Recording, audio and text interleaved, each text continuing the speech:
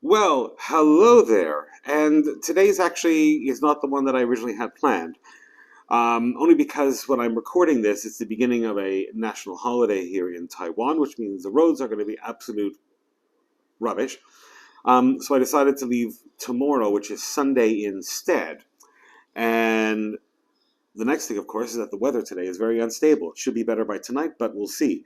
So anyway, I decided to postpone my departure by one day, which is actually okay because it gives me a chance to do other things at home that I normally wouldn't be able to do.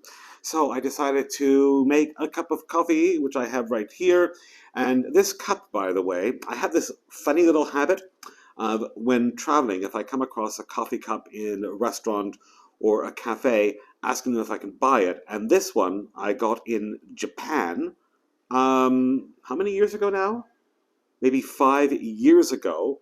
And it is a coffee cup from TEPCO, which is the Japanese energy company. And I've always liked this one. I know it's very simple looking, but if you see it up close, you have a much better idea how it looks. And I think that coffee might be a little bit too strong. But anyway, I have stated before on the channel that I have a problem with best lists and worst lists. That's because what is best to somebody could be the worst to another person. What is worst to you may be the best to me. So I prefer saying personal favorites or personal worsts. And I want to talk about my favorite, all-time favorite YouTube channels, and then a couple of the ones that I think are real stinkers. But we're going to begin with my absolute favorite ones. So favorite, in fact, I can't even list them from 1 to 5. I have to put them all together, right? So here goes my personal favorite, all-time favorite, I should say, YouTube channels having to do with motorcycles. To begin with, Itchy Boots and Million Dollar Bogan. These are two channels that I came across by accident about 4 or 5 years ago now, and I have never missed one single episode.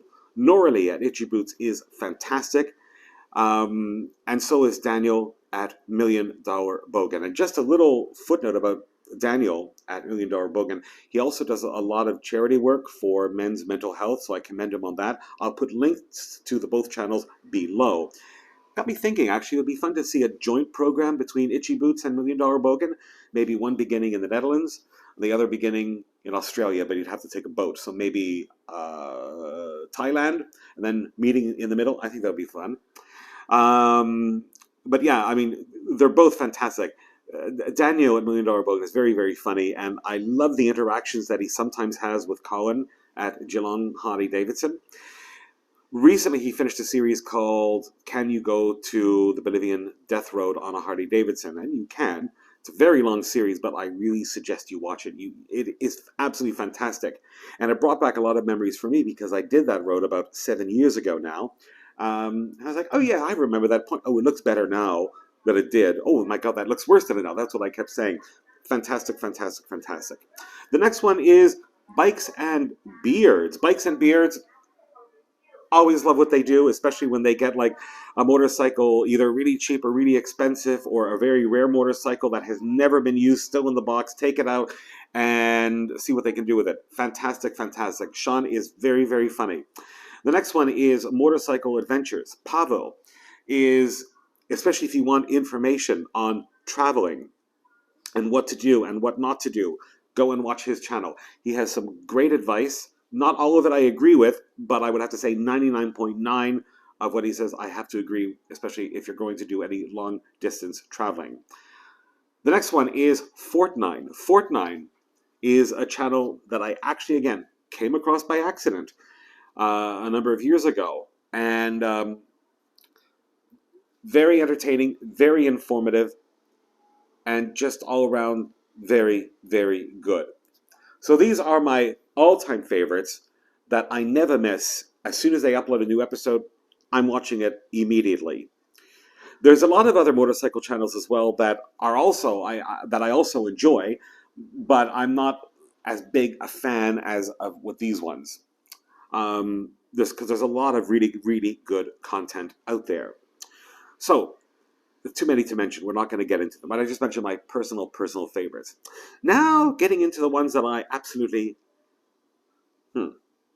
yes, I'm going to begin with one that I know is going to be a little bit controversial because he does have his fanboys, and that is, I can't even believe I'm saying this name, Yummy Noob.